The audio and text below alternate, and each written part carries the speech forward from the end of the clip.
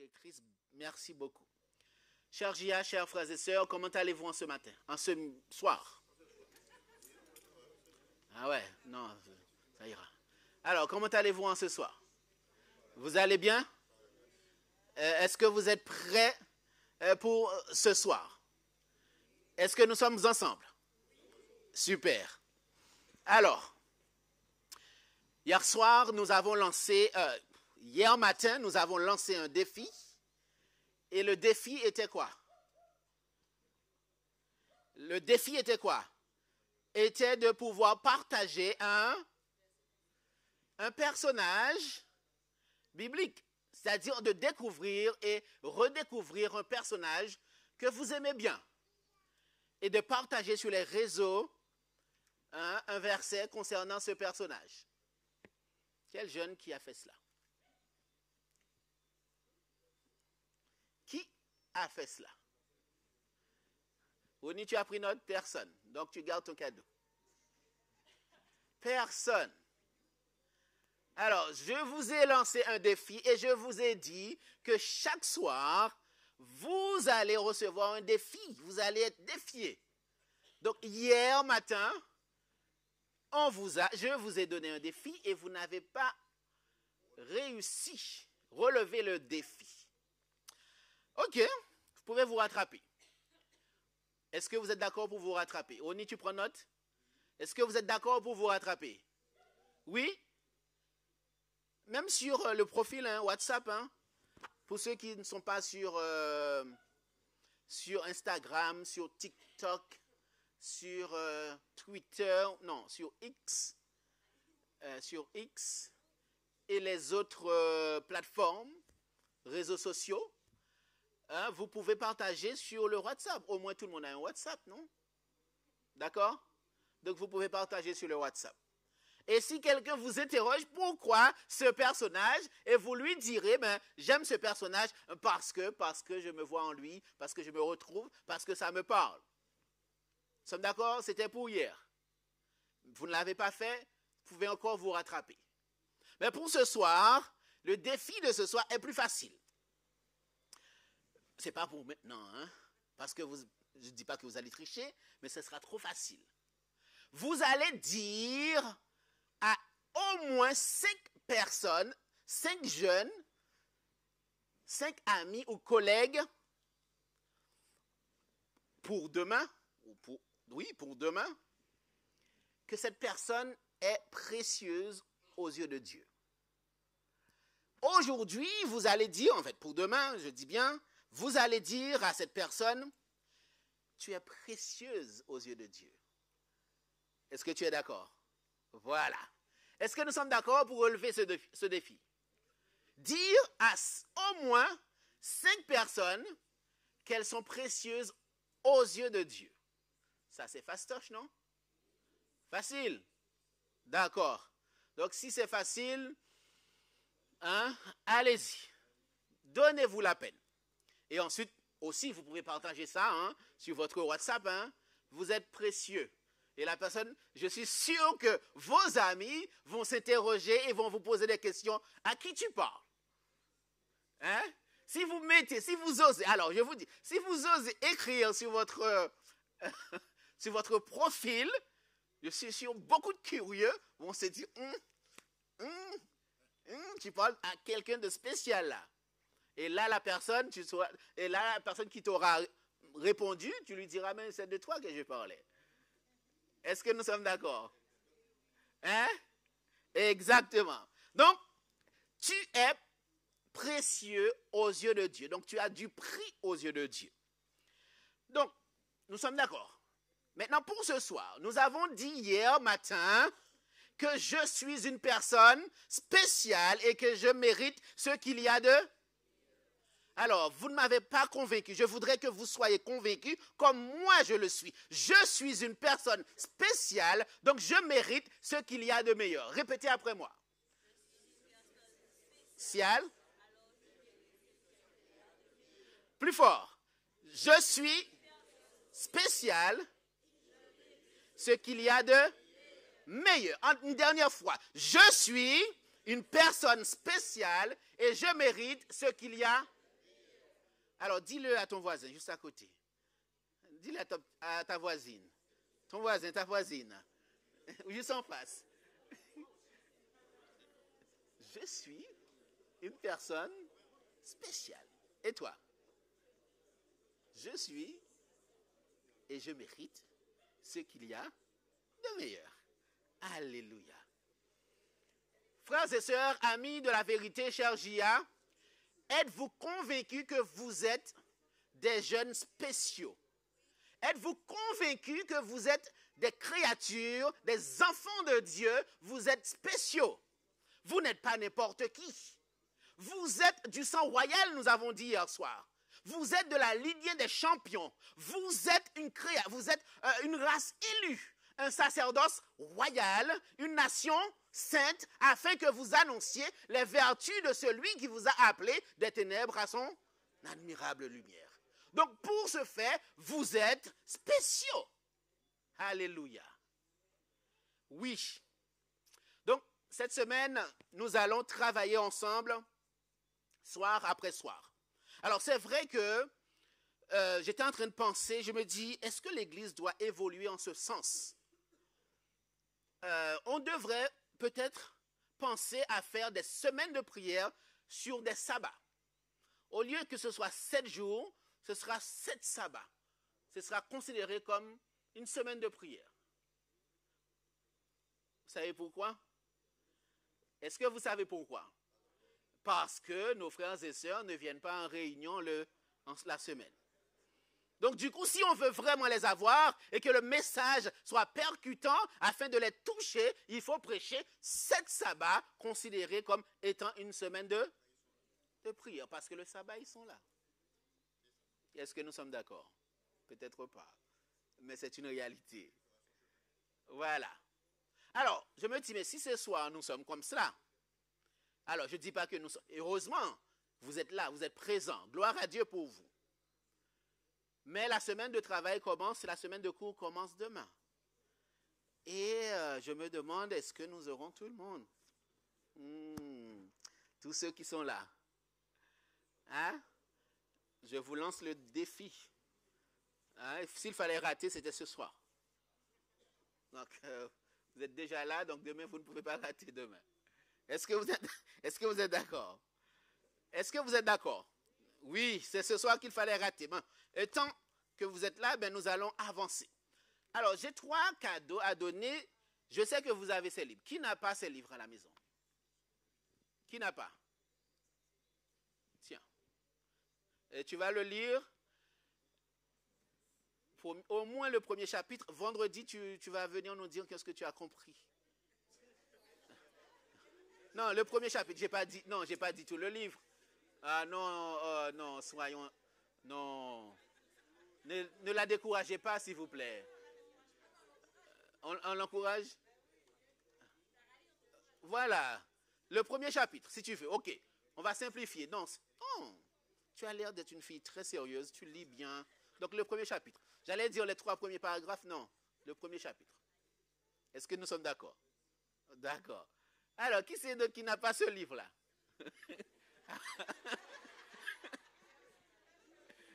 Tu l'as pas? Ah ben tiens, bonne lecture. Ah, vous ne vous attendiez que je lui dise. Si tu veux, hein, tu viendras nous dire ce que tu as compris des premiers paragraphes que tu auras lus. Si tu veux, hein. D'accord? Vendredi soir. Nous sommes d'accord? Donc tu as suffisamment de temps. Maman est là, donc maman va s'en rappeler. D'accord. Toi? Ah ben viens. Ah, alors, ce sera rendez-vous pour demain. Donc, j'ai vu sa main d'abord. Viens chercher.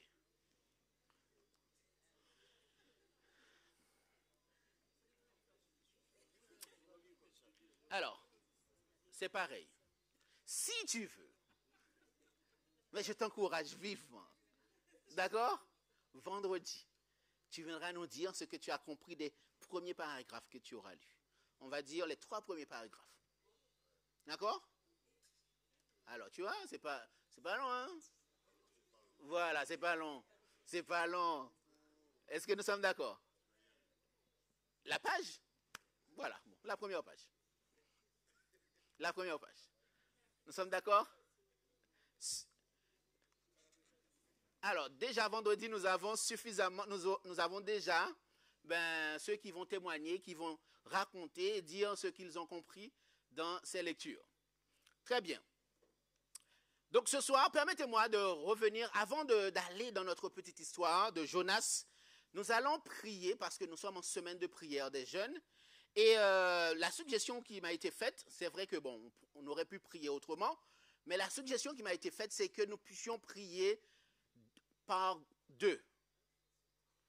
Un adulte et un jeune. Donc les adultes vont prier avec les jeunes. Donc on va dire ça dans l'autre sens. Les jeunes vont prier avec les adultes. Donc les jeunes, vous avez plus d'énergie, vous allez vous lever et vous allez trouver un adulte et prier avec.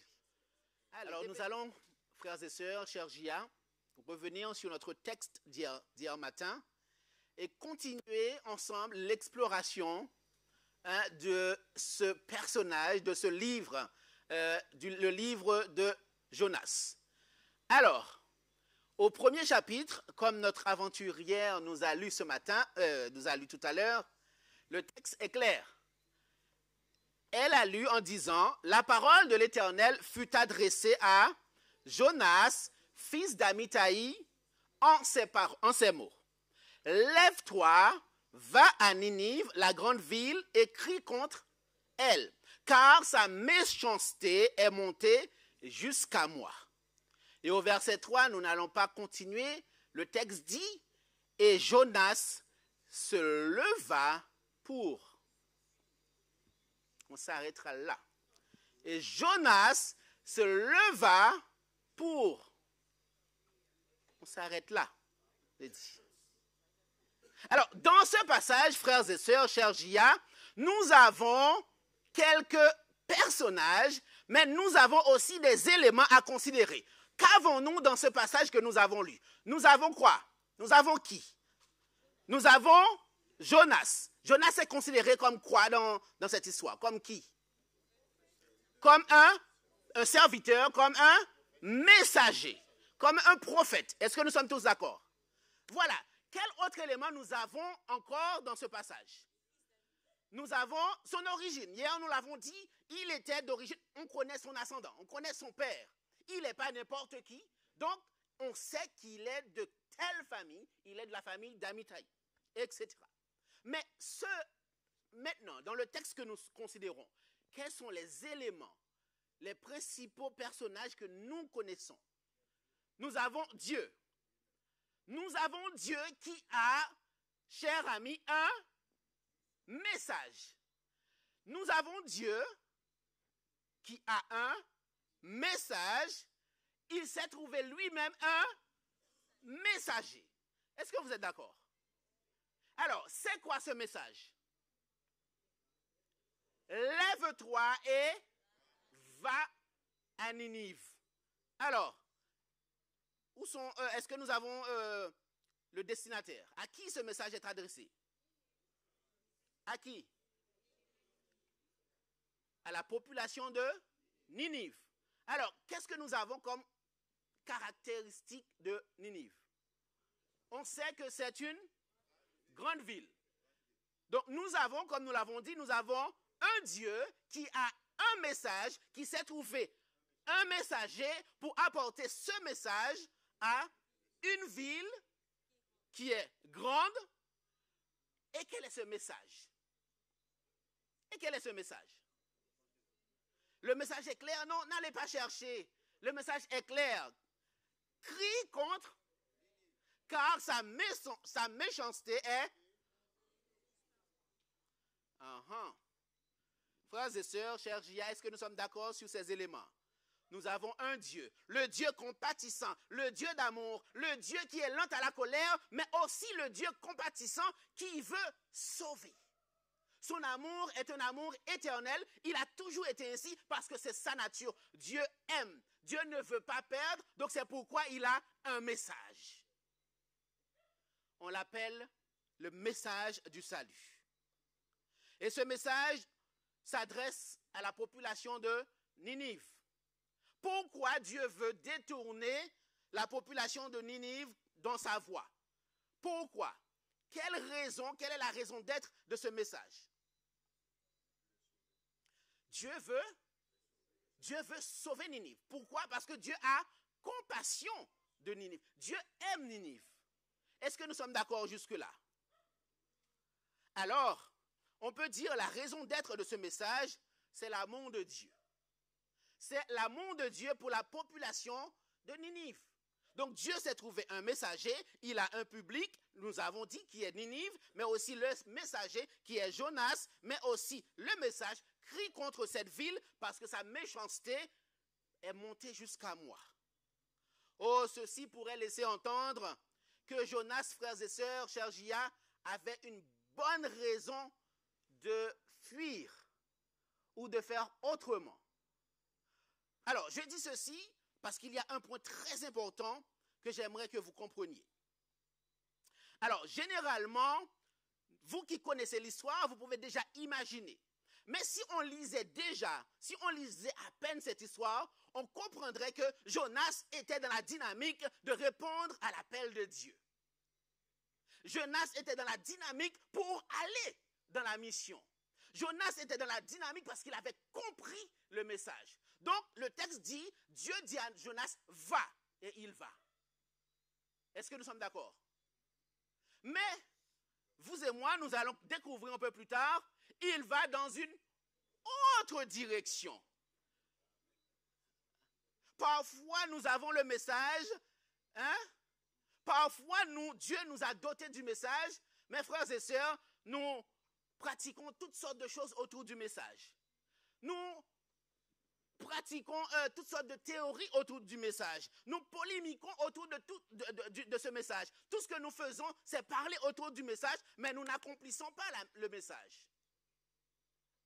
Oh, la réalité, c'est que le texte dit clairement que Jonas se leva parce qu'il était obéissant. Ah, nous avons un doute. Nous avons un doute. Parce que Dieu lui a dit, va. Et il est allé. Mais généralement, cher J.A., parfois, est-ce que nous ne nous trouvons pas dans le même contexte que Jonas? Nous savons ce qu'il faut faire. Nous avons le message. Nous savons que Dieu nous dit d'aller. Mais parfois, nous prenons une autre direction. Dieu nous a dotés de la capacité de raisonner avec lui. Dieu nous a donné cette capacité de comprendre. Mais toujours est-il, nous faisons autrement. Et pourquoi? Parce que nous voulons fuir notre responsabilité.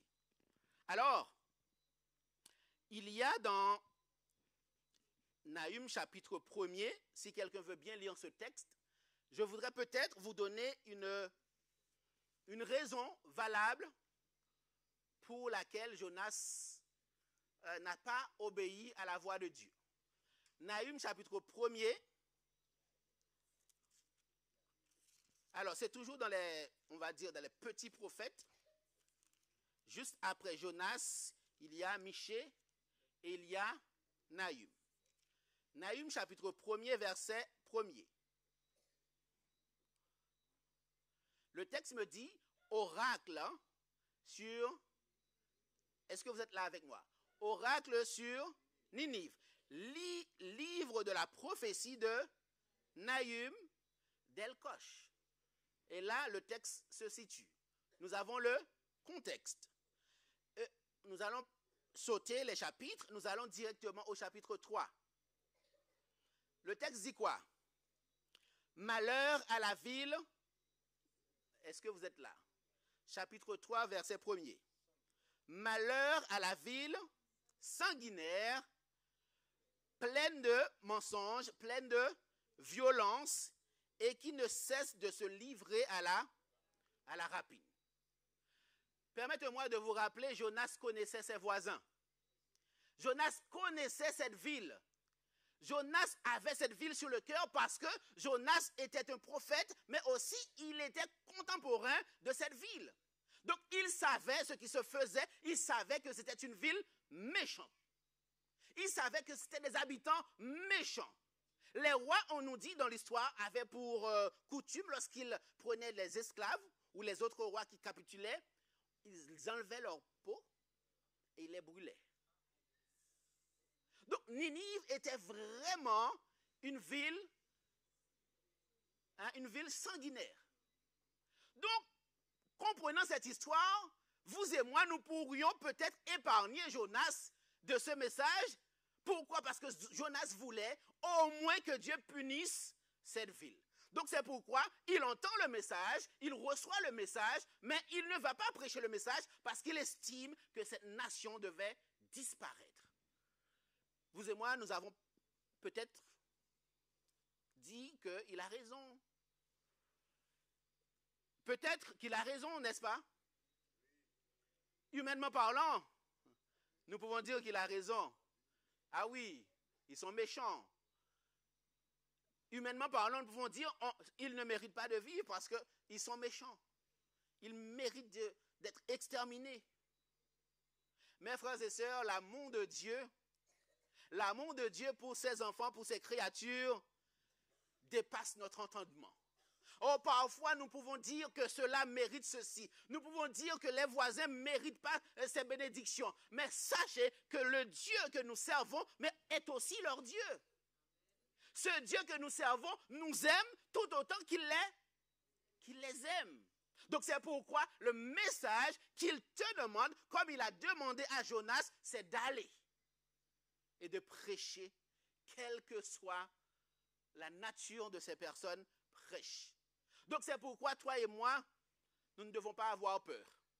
Pourquoi? Parce que nous avons un message d'amour à partager. Quel que soit le message que Dieu, en fait, ce message que Dieu nous a demandé de partager, le message est clair. Va et dis à ce peuple qu'ils se doivent de se repentir. Parce que le texte est clair, ce que Dieu désire, ce n'est pas que le méchant meure, mais c'est qu'il change de conduite. Oh, cher ami, cher Gia, permets-moi de te rappeler en ce soir qu'il y a deux principes dans la vie. Et c'est sur la base de ces deux principes que toi et moi, nous nous engageons dans la mission. Il y a deux principes. Le premier principe, c'est que nous devons aimer Dieu de tout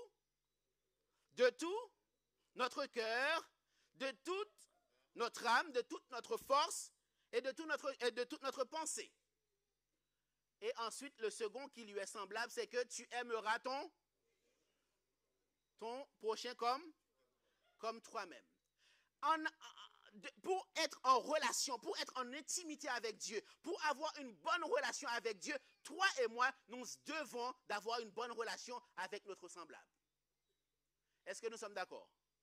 Donc nous ne pouvons pas dire que si nous sommes bien avec Dieu, avec le prochain, ce n'est pas grave. Ce n'est pas cela.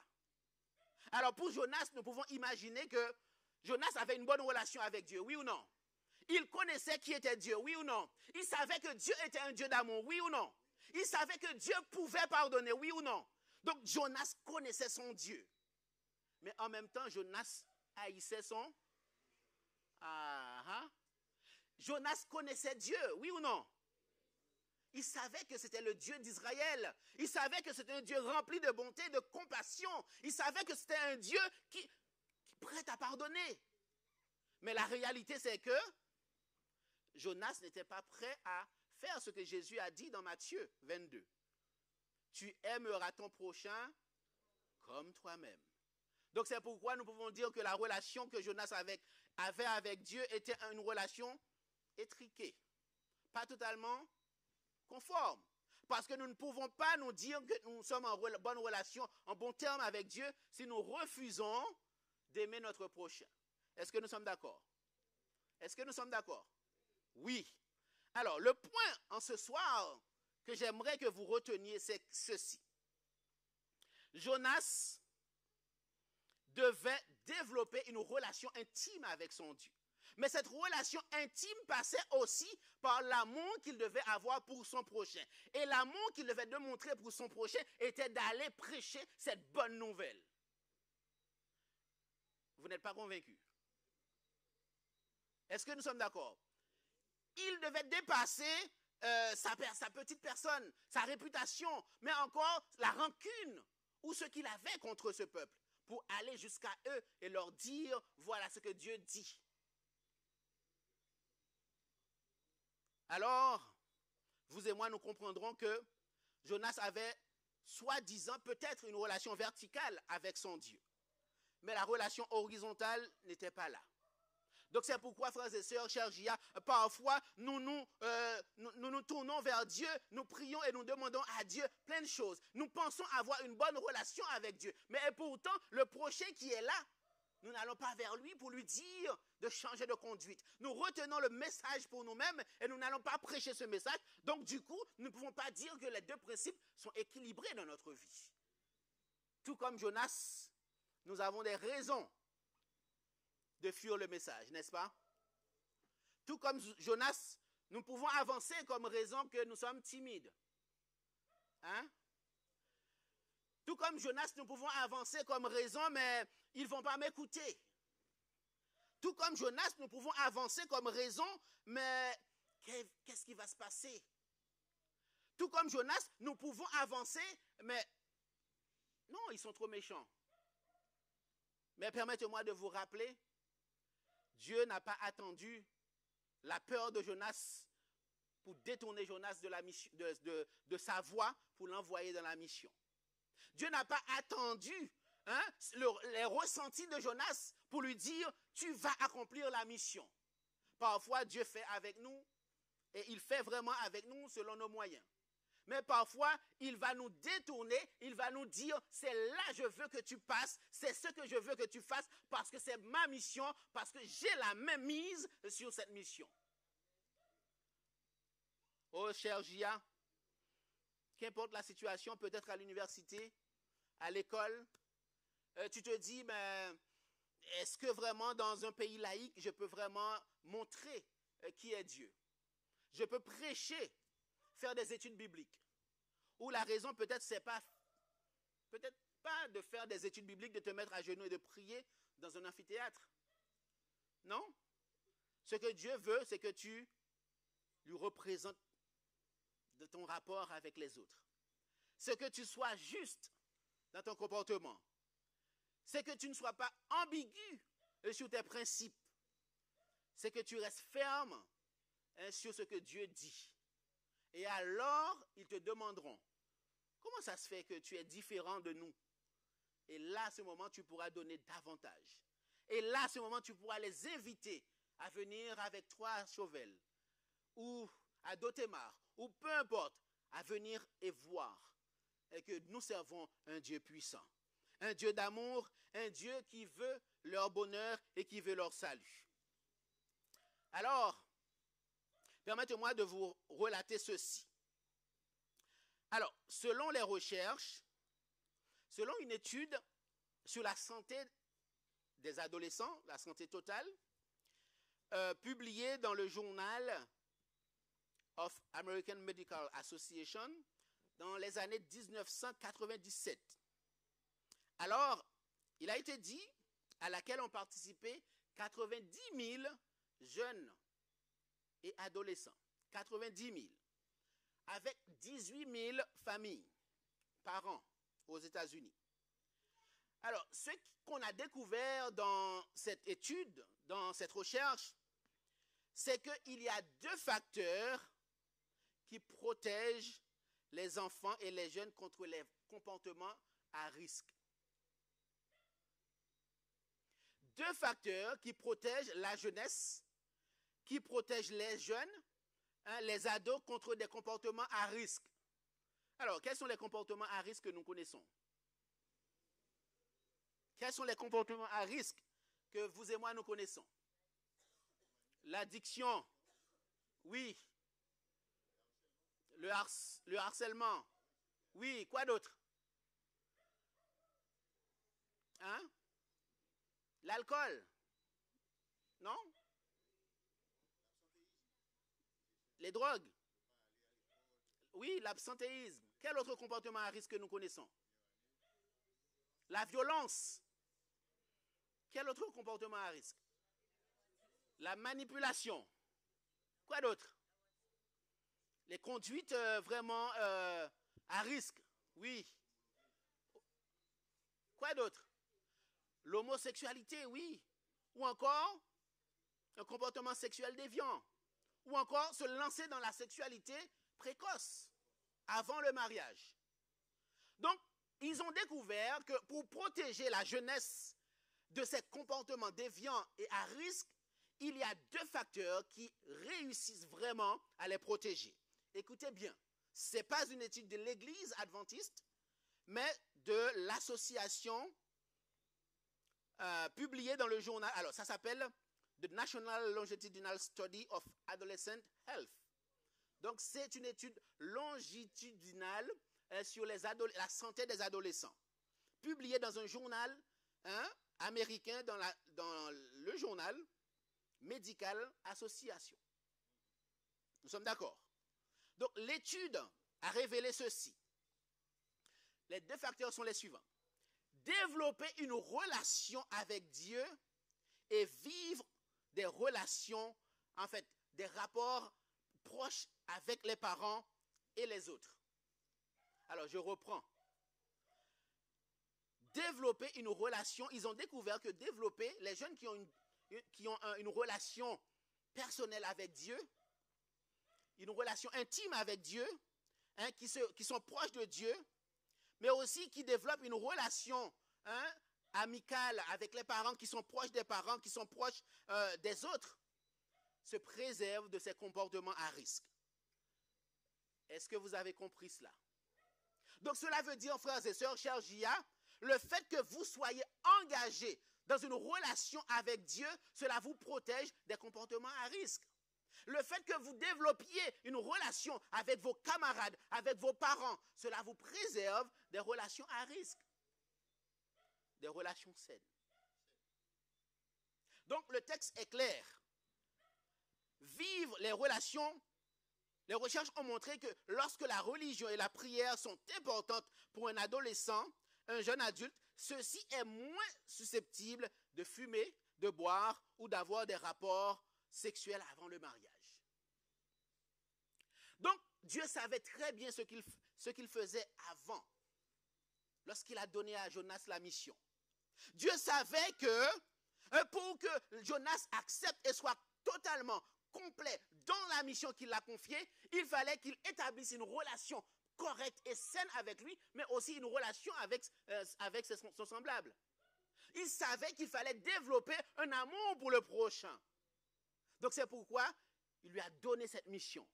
Et à la fin, vous qui connaissez l'histoire, vous allez voir comment la vie de Jonas a été changée. Nous sommes d'accord? Donc frères et sœurs, chers JA, si tu veux te préserver, si tu veux vraiment développer, être protégé, nous te conseillons, Dieu te conseille d'avoir ces 2 principes dans la vie.